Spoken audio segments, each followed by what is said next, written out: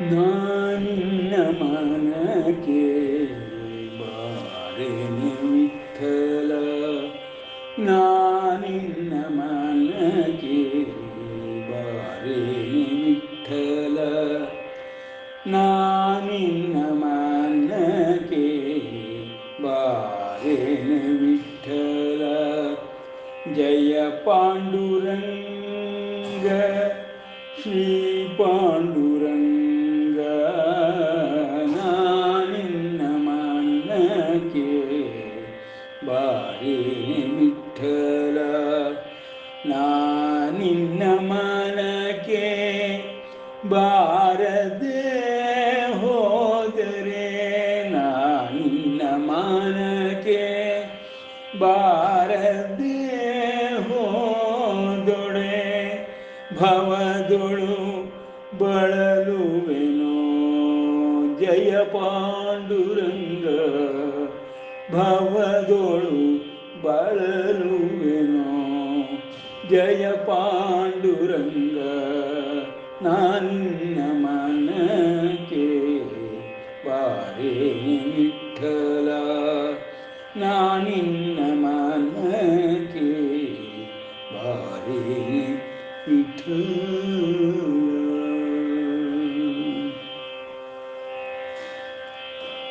ಕೆಟ್ಟ ಕಿರಾತನ ಪಾಪದ ಬೆಟ್ಟವ, ಕೆಟ್ಟ ಕಿರಾತನ ಪಾಪದ ಬೆಟ್ಟವ ಸುಟ್ಟು ವಾಲ್ಮೀಕಿ ಮುನಿ ಎನಿಸಿದೆಯೋ. ಕೆಟ್ಟ ಕಿರಾತನ ಪಾಪದ ಬೆಟ್ಟವ ಸುಟ್ಟು ವಾಲ್ಮೀಕಿ ಮುನಿ ಎನಿಸಿದೆಯೋ. ಭ್ರಷ್ಟ ಅಜಾಮಿಳನ ಅಂತ್ಯ ಸಮಯದಲ್ಲಿ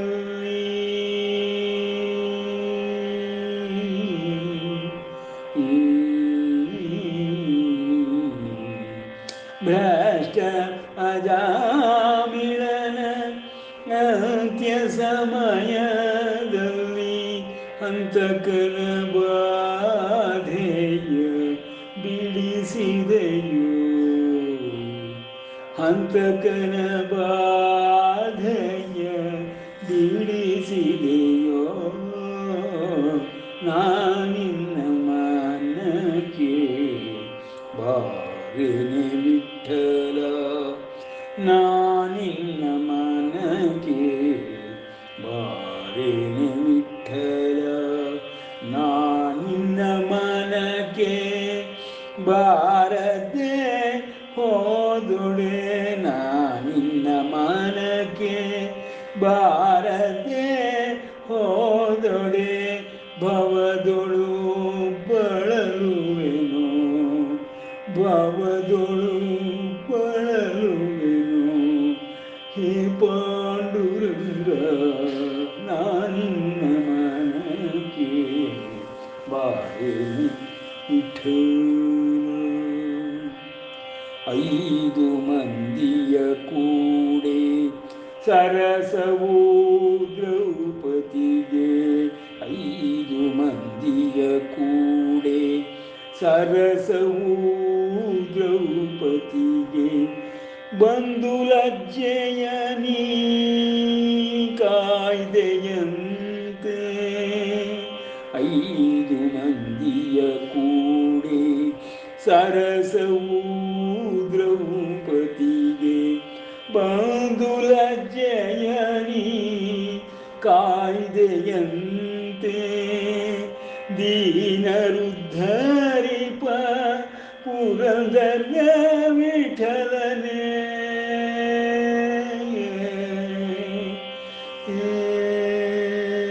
ದೀನ ರುದ್ಧರಿಪ ಪುರಂದರ ವಿಠಲನೆ. ನೀಯಾಕೋ ಮರೆತೆಯೋ ಎನ್ನ ವಿಠಲ, ನೀಯಾಕೋ ಮರೆತೆಯೋ ಜಯ ಪಾಂಡುರಂಗ. ನಾನಿನ್ನ ಮನಕ್ಕೆ ಬಾರೇನೆ ವಿಠಲ ನಾನಿನ್ನ ಮನಕ್ಕೆ ಬಾರೇನೆ ವಿಠಲ ಜಯ ಪಾಂಡುರಂಗ ಶ್ರೀ ಪಾಂಡುರಂಗ ನಾನಿನ್ನ ಮನಕ್ಕೆ ಬಾರೇನೆ ವಿಠಲ ವಿಠಲ.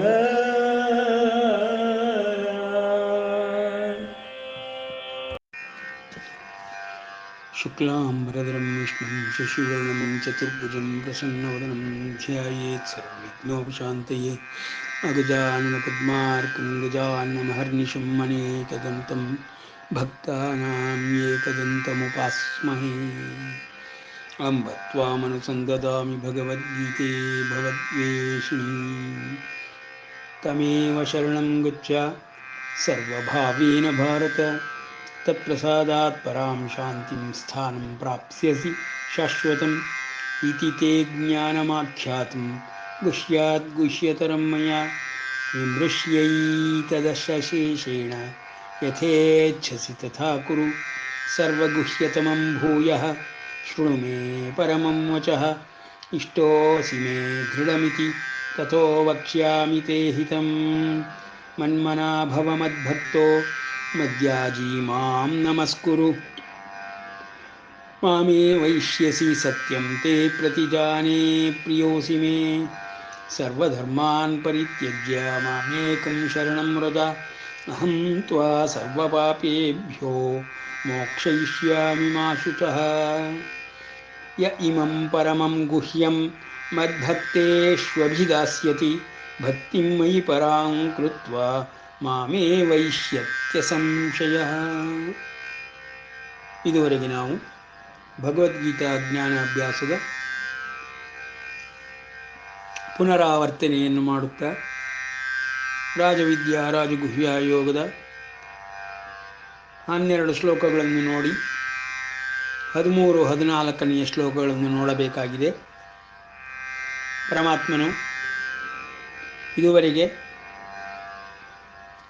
ಭೌತಿಕ ಸ್ತರದಲ್ಲಿ ಎಲ್ಲವನ್ನೂ ತಿಳಿಸಿಕೊಟ್ಟು ಮಾನಸಿಕ ಮತ್ತು ಬೌದ್ಧಿಕ ಸ್ತರಗಳನ್ನು ವರ್ಣಿಸಿದ ನಂತರದಲ್ಲಿ ಆತ್ಮನ ಸ್ತರದಲ್ಲಿ ಪರಮಾತ್ಮನ ಸ್ತರದಲ್ಲಿ ಯಾವ ರೀತಿ ಪ್ರತಿಯೊಂದು ದೇಹದ ಒಳಗಡೆ ರಚನೆಯಾಗಿದೆ ಎಂಬುದನ್ನು ವಿವರವಾಗಿ ರಾಜಗುಹ್ಯ ರಾಜವಿದ್ಯಾ ಯೋಗಗಳ ಮೂಲಕ ತಿಳಿಸುತ್ತಾ ಮೋಘಾಶ ಮೋಘ ಕರ್ಮಾಣ ಮೋಘ ಜ್ಞಾನ ವಿಚೇತಸಃ ರಾಕ್ಷಸೀ ಮಾಸುರೀಂ ಚೈವ ಪ್ರಕೃತಿಂ ಮೋಹಿನೀಂ ಶ್ರಿತಾಃ ಮಹಾತ್ಮನಸ್ತು ಮಾಂ ಪಾರ್ಥ ದೈವೀಂ ಪ್ರಕೃತಿಮಾಶ್ರಿತಾಃ ಭಜಂತ್ಯನನ್ಯಮನಸೋ ಜ್ಞಾತ್ವಾ ಭೂತಾದಿಮವ್ಯಯಂ ಸತತಂ ಕೀರ್ತಯಂತಃ ಮಾಂ ಯತಂತಶ್ಚ ದೃಢವ್ರತಾಃ ನಮಸ್ಯಂತಶ್ಚ ಮಾಂ ಭಕ್ತ್ಯಾ ನಿತ್ಯಯುಕ್ತ ಉಪಾಸತೆ ಎಂಬುದಾಗಿ ಆಸುರಿ ಗುಣ ಸ್ವಭಾವವನ್ನು ದೈವೀ ಗುಣ ಸ್ವಭಾವವನ್ನು ವಿಮರ್ಶೆ ಮಾಡುತ್ತಾ ತಾಮಸ ರಾಜಸ ವಿಧಗಳಲ್ಲಿಯೇ ಸ್ತರಗಳಲ್ಲಿಯೇ ಇದುವರೆಗೆ ಎಲ್ಲವನ್ನು ವರ್ಣಿಸುತ್ತಿದ್ದ ಪರಮಾತ್ಮನು ಸಾತ್ವಿಕ ಸ್ವಭಾವವನ್ನು ವರ್ಣಿಸುತ್ತಾ ಸಾತ್ವಿಕದಿಂದಲೇ 2 ಭಾಗಗಳು ಉಂಟಾಗಿ ನಿಷ್ಠೆಯು ಜಗತ್ತಿನಲ್ಲಿ ಕಾಣಿಸುತ್ತದೆ. ಆ ಸಾತ್ವಿಕ ಸ್ವಭಾವದಿಂದ ಕೆಳಗೆ ಇಳಿದ ಒಡನೆಯೇ ರಾಜಸ ತಾಮಸಗಳು ಪ್ರತಿಯೊಬ್ಬ ಮನುಷ್ಯನನ್ನು ಆವರಿಸಿಕೊಂಡು ಅವನ ಬುದ್ಧಿ ಮನಸ್ಸು ಪ್ರಜ್ಞೆಗಳನ್ನು ಅದರ ಪ್ರಭಾವಕ್ಕೆ ಒಳಪಡಿಸುತ್ತಾ ಸಾತ್ವಿಕ ಸ್ವಭಾವವನ್ನು ಮುಚ್ಚಿ ಹಾಕುತ್ತಾ ರಾಜಸ ತಾಮಸಗಳೇ ವ್ಯಕ್ತವಾಗುತ್ತಿರುವಂತಹ ಈ ಪ್ರಾಕೃತಿಕ ಶರೀರದಲ್ಲಿ ಪ್ರತಿಯೊಂದನ್ನು ಪರಮಾತ್ಮನು ವರ್ಣಿಸುತ್ತಾ ಆಸುರಿ ಗುಣವನ್ನು ಆಶ್ರಯಿಸಿದಂತಹ ಮನುಷ್ಯರಿಗೆ ಮೋಘಾಶೋ ಮೋಘ ಕರ್ಮಾಣೋ ಮೋಘ ಜ್ಞಾನ ವಿಚೇತಸಃ ರಾಕ್ಷಸೀಮಾಸುರೀಂ ಚೈವ ಪ್ರಕೃತಿಂ ಮೋಹಿನೀಂ ಶ್ರಿತಾಃ. ಹೀಗೆ ಮೋಹಿನಿ ವಶರಾಗಿ ಮೋಹದಿಂದ ಕೂಡಿದವರಾಗಿ ದೈಹಿಕವಾದಂತಹ ರಚನೆಯೇ ತಮ್ಮಲ್ಲಿರುವುದಾಗಿಯೂ ದೈಹಿಕ ಸ್ತರದಿಂದ ಮೇಲಕ್ಕೆ ಬುದ್ಧಿ ಮನಸ್ಸುಗಳನ್ನು ತಿಳಿದುಕೊಳ್ಳಲಾದವರಾಗಿ ಸೂಕ್ಷ್ಮ ಶರೀರ ಕಾರಣ ಶರೀರಗಳ ವಿಷಯಗಳಲ್ಲಿ ಯಾವ ನಂಬಿಕೆಯನ್ನೂ ಇಟ್ಟುಕೊಳ್ಳದೆ ಪ್ರಪಂಚದಲ್ಲಿ ವಿಹರಿಸುತ್ತಾ ವ್ಯವಹರಿಸುತ್ತಾ ಹೇಗೆ ಪಾಪಕರ್ಮಗಳನ್ನೇ ಮಾಡುತ್ತಾರೆ ಆಸುರಿ ಗುಣಗಳನ್ನು ಆಶ್ರಯಿಸಿದಂತಹ ಪಾಪಾತ್ಮರು ಎಂಬುದನ್ನು ಮೋಘಾಶ ಮೋಘಕರ್ಮಾಣೋ ಮೋಘಜ್ಞಾನ ವಿಚೇತಸಃ ರಾಕ್ಷಸೀಂ ಆಸುರೀಂ ಚೈವ ಪ್ರಕೃತಿಂ ಮೋಹಿನೀಂ ಶ್ರಿತಾಃ. ಇಂದಿನ ಕಾಲದಲ್ಲಿ ಕಲಿಯುಗದಲ್ಲಿ ನಮಗೆ ಕಾಣುವುದೆಲ್ಲವೂ ತಾಮಸ ರಾಜಸ ಸ್ತರಗಳಲ್ಲಿಯೇ ಇರುವುದರಿಂದ ಸಾತ್ವಿಕದ ಸ್ವಭಾವವು ಕಿಂಚಿತ್ತೂ ತಿಳಿಯದೆ ಹೋಗಿ ನಮಗೆ ಪರಮಾತ್ಮನ ಅಸ್ತಿತ್ವವಾಗಲಿ ಮತ್ತು ಆತ್ಮನ ಪರಮಾತ್ಮನ ಸ್ತರವಾಗಲಿ ಒಂದು ತಿಳಿಯಲಾರದು. ಅದಕ್ಕೆ ಕಾರಣ ಸಾತ್ವಿಕ ಸ್ವಭಾವವನ್ನೇ ಸಾತ್ವಿಕ ಗುಣಗಳನ್ನೇ ನಾವು ಕಾಣದೇ ಇರುವುದರಿಂದ, ಮೌಲ್ಯಗಳೇ ಇಲ್ಲದೇ ಇರುವುದರಿಂದ, ನಮಗೆ ಕಣ್ಣಿಗೆ ಕಾಣಿಸುವ ಕಿವಿಗೆ ಕೇಳಿಸುವ ವ್ಯವಹರಿಸುವಂತಹ ಪ್ರತಿಯೊಂದು ರಾಜಸ ತಾಮಸ ಸ್ತರಗಳಲ್ಲಿಯೇ ಇರುವುದರಿಂದ ಈ ಒಂದು ರಾಜಗುಹ್ಯ ರಾಜ ವಿದ್ಯಾ ಯೋಗವೆಂಬುದು ಅತ್ಯಂತ ಗಹನವಾಗಿಯೇ ಇರುತ್ತದೆ ಎಂಬುದನ್ನು ಪರಮಾತ್ಮನು ವಿಶದೀಕರಿಸುತ್ತಾ ಮಹಾತ್ಮನಸ್ತು ಮಾಂ ಪಾರ್ಥ, ಮಹಾತ್ಮರು ಯಾರು ಎಂಬುದನ್ನು ಮತ್ತು ಪಾಪಾತ್ಮರು ಯಾರು ಎಂಬುದನ್ನು ವಿಶ್ಲೇಷಣೆ ಮಾಡುತ್ತಾ ವಿವರಿಸುತ್ತಾ ಎರಡು ಭಾಗಗಳನ್ನು ತೋರಿಸುತ್ತಲಿದ್ದಾನೆ. ಯಾರು ಆತ್ಮ ಪರಮಾತ್ಮನಲ್ಲಿಯೇ ನಂಬಿಕೆ ಇಟ್ಟುಕೊಂಡು ಸಾತ್ವಿಕ ಗುಣವನ್ನು ವೃದ್ಧಿ ಮಾಡಿಕೊಳ್ಳುತ್ತಾರೋ ಅಂತಹವರು ಇದೇ ಮನಸ್ಸು ಬುದ್ಧಿ ಪ್ರಜ್ಞೆಗಳ ಸಹಾಯದಿಂದ ಉತ್ತಮ ಸ್ತರಗಳಿಗೆ ಏರುತ್ತಾ ಉತ್ತರೋತ್ತರಾಭಿವೃದ್ಧಿಯನ್ನು ಪಡೆಯುತ್ತಾ ಸಾತ್ವಿಕ ಹಾಗೂ ಸಾತ್ವಿಕ ಸ್ವಭಾವವನ್ನು ಹೊಂದಿರುವಂತಹ ಕಾರಣ ಶರೀರ ರಾಜ ಸೂಕ್ಷ್ಮ ಶರೀರಗಳನ್ನು ಉಳ್ಳವರಾಗಿ ದೇವತೆಗಳಾಗಿಯೇ ಇದ್ದು ಬಿಡುವರು.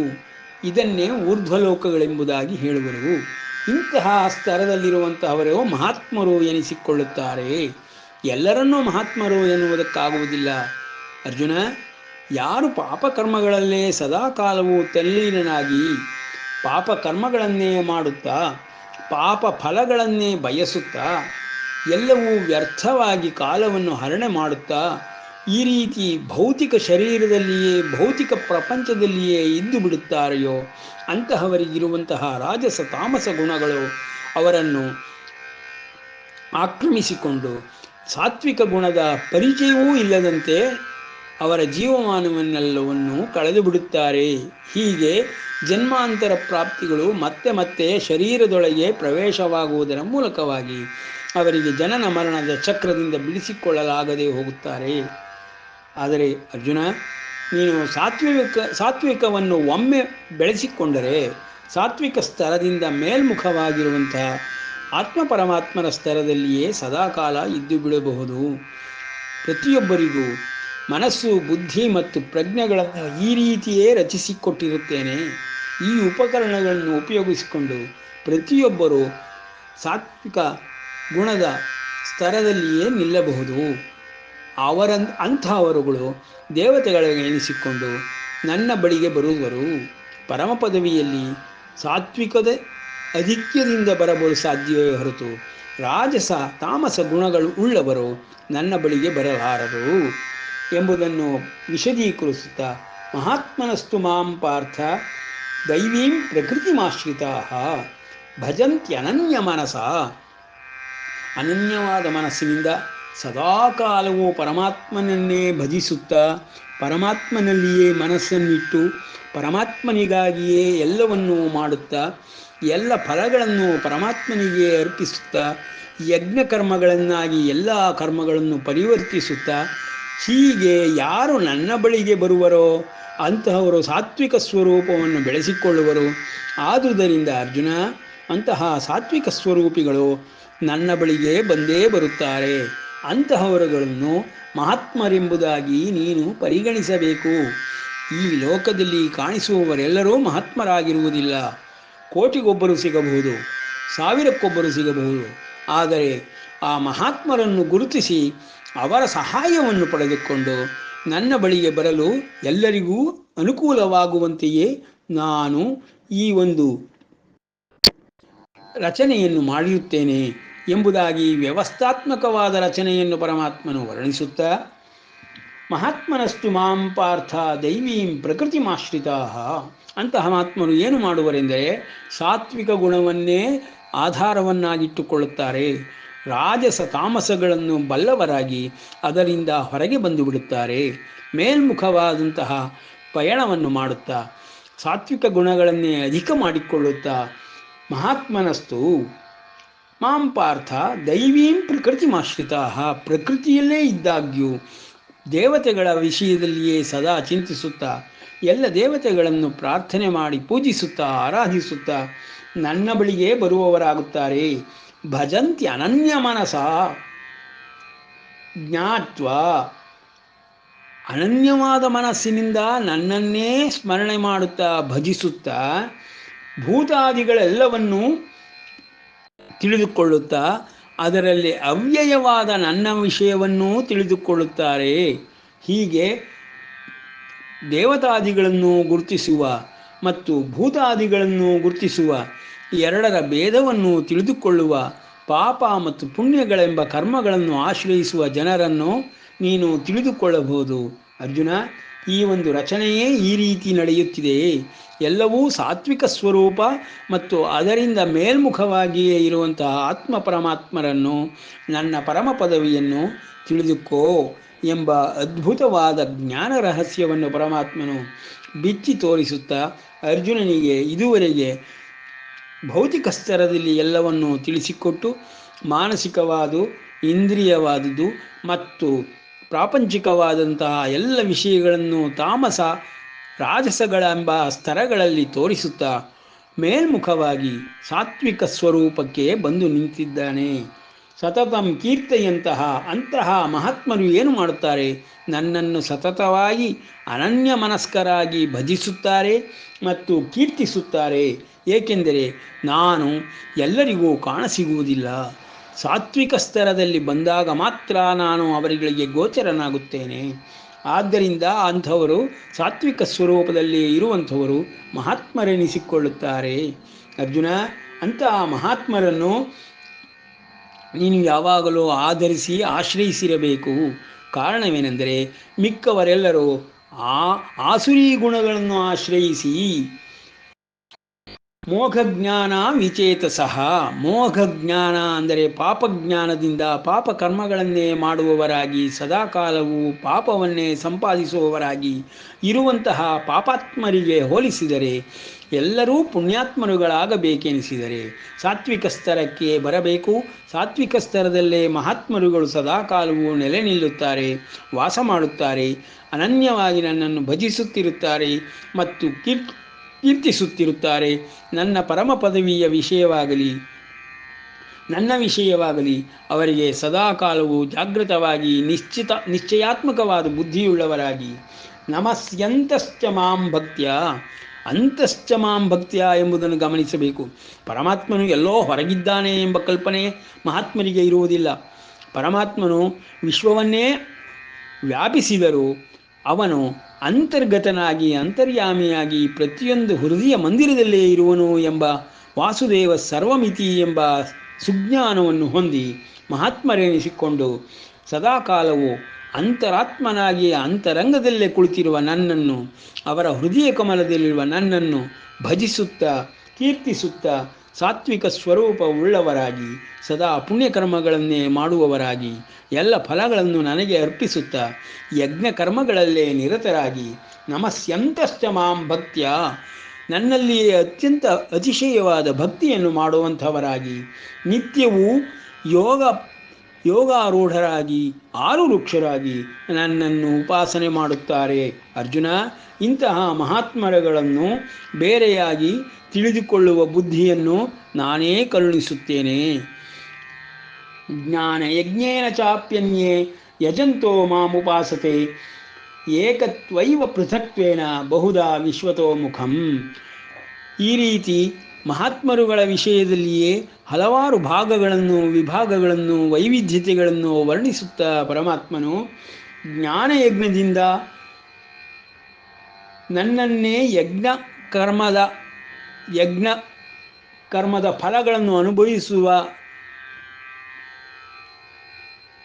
ಪರಮಾತ್ಮನನ್ನಾಗಿ ನೋಡುತ್ತಾ ನನಗಾಗಿಯೇ ಉಪಾಸನೆ ಮಾಡುತ್ತಾ ಎಲ್ಲ ಕರ್ಮಫಲಗಳನ್ನು ನನಗೇ ಅರ್ಪಿಸುತ್ತಾ ಏಕತ್ವೇನ ನನಗೂ ಅವರಿಗೂ ಏಕಾಂತದ ಸಂಬಂಧವನ್ನು ಕಲ್ಪಿಸಿಕೊಳ್ಳುವವರು ಹಲವರಾದರೆ, ಪೃಥಕ್ತ್ವೇನ ನೂರಾರು ಅನೇಕ ಮಾರ್ಗಗಳಿಂದ ನನ್ನನ್ನೇ ಅವರು ಅರಸುತ್ತಾ ಬರುತ್ತಾ ಇರುತ್ತಾರೆ.